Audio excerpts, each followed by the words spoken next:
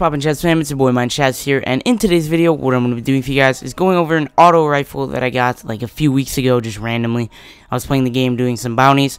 I turned in one of the auto rifle bounties, and this is what I got. This is actually the DEALBREAKER. This is an auto rifle from the Crucible vendor during the Taken King, so I'm assuming not a lot of you guys maybe use it. Maybe you have. I think it's kind of one of the guns that just got kind of shoved off because during Taken King, auto rifles weren't very favored. It was more, I mean, you still loved hand cannons. The last word was very popular during the Taken King. Pulse rifles in the beginning were great. So auto rifles really didn't get the best opportunity to shine. So I don't know if this saw the light of day that much. But honestly, it's a cool looking gun, and it's also quite a bit of fun. To begin, it actually looks like some of the Arms Day weapons, I believe. Like if you compare it to the Arminius D, which is like one of the fastest, it's like the high rate of fire, low impact, but it's from Arms Day, which is from the gunsmith, if you guys don't know. Pretty sure that's what it looks like the bodies. And then the skin over it is actually, of course, the Crucible vendor skin. It's like the green and navy blue. Like, what? What were they thinking? Making it green and navy blue. Seattle Seahawks, huh? Anyways, the skin over it looks really cool. It says Hockey, I don't know how you pronounce it. It says that on the side, H-A-K-K-E. So, I don't know. It looks like a cool gun, and I was kind of excited to use it because I actually never used it. Like, the one I got during Taken King, I dismantled. Like, all of them, I was like, what the heck is the DEALBREAKER? This gun looks ugly. And I straight dismantled it because I just thought that it would suck. You know, I just thought, why would I use this over, like, a doctrine of passing? Or, like, why would I use any auto rifle in general? In all honesty, like, there was no reason to use, like, I believe the specific archetype of this weapon, like, there is no point in using, because if it wasn't a doctrine, it wasn't going to compete. And that was kind of later-ish in the Taken King, like, at least halfway through. The beginning half, like, the beginning I know was, like, pulse rifles, those are really good. I mean, hand cannons are they've always been pretty prominent in the Crucible. Like, you always see somebody with a hand cannon. I know, like I said, the last word was popular. So like I was saying, this gun probably didn't see the Crucible that much. Maybe some people use it who just were like, maybe I'll try it out. But I don't think it's the best gun ever. I had a lot of fun, and I managed to do decent with it. Like, I dropped like 26 kills in the first game or something. Or, no, I don't know. I dropped some amount of kills in one of the games, but honestly, it was pretty solid for me. The only issue was the roll, and I'll go over the roll really quickly. We got GA Post and LB Assault for the sights, and we got Army of One, Persistence, then finally Snapshot, Fitted Stock, and Small Bore. So I was running, obviously, Army of One and Persistence, and then I was running Fitted Stock, I believe, for the increased stability, because why would I need increased aim and speed with an auto rifle? Not an assault rifle. I was about to say assault rifle, like this is Call of Duty or something, but no, it's an auto rifle. Anyways, so I use the increased stability along, of course, persistent. It gets more accurate as you keep shooting it. And Army of One for me is a pointless perk because, I don't know, I just feel like maybe it's good because I get my action bolts quite a bit. I don't know why I'm spitting all over you guys right now. Apologize about that. And the sights on the hockey weapons are less than desirable. It was either this like weird iron sight looking thing. It kind of reminded me, I can't remember exactly what it looked like because I'm not watching the gameplay right now. But it kind of reminded me, I think, of like a lot of the iron sights from Black Ops 1 weapons, like the assault rifles. But I don't know. And then the LB Assault was like, I didn't even put it on. It just looked wonky and ugly. So I just passed on that. I'm going to be putting some comparisons of the DEALBREAKER with some of the auto rifles that I really like to use up right now. I don't know the exact archetype. Everything's pretty average. It looks like it's just an all-around auto rifle, which I don't know what you can compare that to, because I'm pretty sure a lot of the auto rifles I have now are higher rate of fires with lower impacts. Like the Continental, I believe, is that. You got like the Hexcaster has like the highest rate of fire. Like, I just have a ton of auto rifles with a really high rate of fires, so not a lot I could compare it to. So it's a pretty interesting gun, honestly. Like, I haven't really seen it in the Crucible that much. I mean, for obvious reasons, but the DEALBREAKER, it's got a cool name too, and kind of cool, what is it called? Flavored text. Yeah, I don't know the flavor text. I could read it, but I won't because I'm lazy. But whatever. Moving on.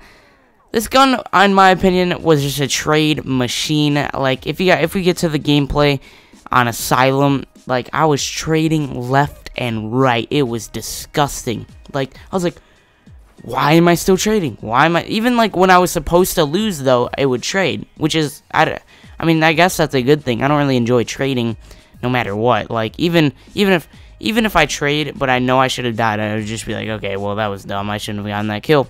Because, I don't know, trading is just... I don't know. Trading in FPS games is... it's whatever. You know, at this point, you can't complain. Because, I mean, they're not... It's not like they're going to change it. So what's the point in complaining? So... But it was literally a trading machine. Even if I had first shot, I'd start missing a lot of shots. And the issue with this thing is, with this sight, in my opinion, it's really hard to hit your headshots. So, of course, I was getting a lot of regular kills by just shooting them in the chest.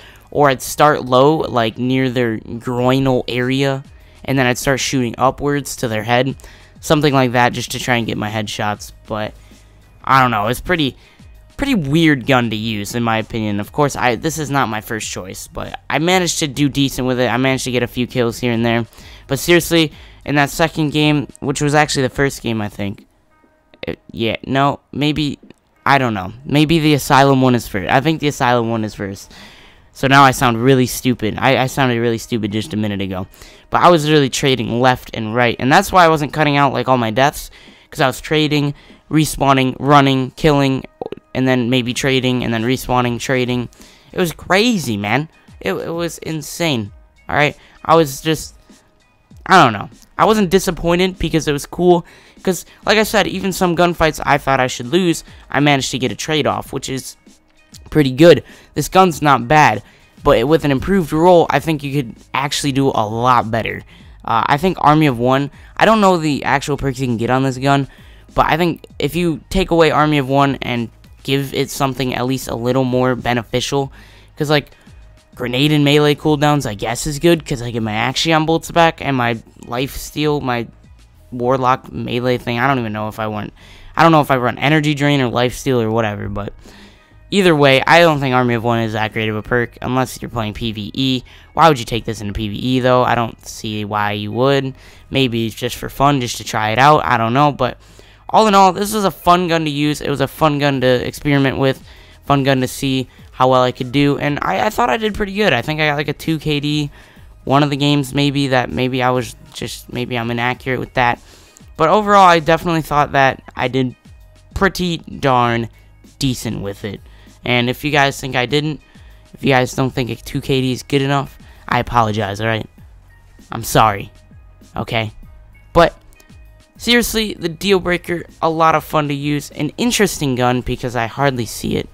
And I hope in Destiny 2, there's a lot of guns. There's just a lot of different guns. A lot of variations of weapons that we can use. That's all I want, man. I just want a lot of different guns. I want a lot of different guns that can compete in the Crucible. Because in the Crucible now, and even in the past, like, year, it's been pretty rough. Like, even in the past year, it's been, like, Aya's Luna. Before that, it was Last Word. Sorry about that. Last Word and Last Word Sniper was a really popular loadout. I don't know what's happening to my voice right now. I'm, like, losing my voice in the middle of the commentary, which I am... I don't know what is going on. Maybe I need a sip of some drink, fluid, or something. So, I'm going to do that right now. But all in all, I really just wish there's a lot of variety in the Crucible for Destiny 2. A lot of changes are happening to the Crucible with all the weapons. And there's going to be power ammo and power weapons. And there's going to be like 2 primaries or something. I don't know. I'm just going to get the game, play the game, and hopefully have fun with the game. But seriously, like, if you guys play the Crucible, you know there's not a lot of variety. Ever since Rise of Iron, it's honestly been Palindrome, Aya's Luna. Lately, a lot of Icebreakers and sidearms. Like, I mean, that's what's gonna happen with a meta. You're gonna use the best guns. But it's kind of funny when there's quote-unquote metas, but people are still easily just pummeling Crucible Guardians with the Aya's Luna and Palindromes.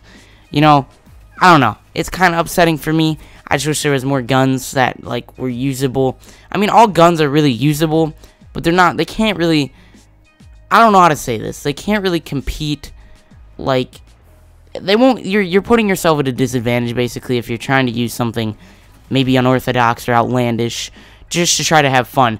And I think if Destiny 2 Crucible can capitalize on being able to provide variety in the Crucible, I mean, if all guns can compete at a decent rate, I think it's a good thing. I mean, maybe I'm not a game developer. I don't know how to balance things, so I'm just saying this with my complete lack of knowledge of being a game designer, developer, and being able to balance weapons in a player versus player environment. I don't know, but honestly, I just hope that happens. I hope there's not two guns that can easily rule the Crucible, because I mean, spawning into a lobby where literally you're holding the flag and you're using an auto rifle and everybody else is using either a palindrome or an Eyes Luna, kind of crazy. But honestly, it's whatever. Rant over. Just hope there's more variety. Just want to talk about that real quick for Destiny 2. Anyways, I hope you guys enjoyed the video. If you did, definitely drop a like. Don't forget to check out the Destiny 2 giveaway. It's the first link in the description down below.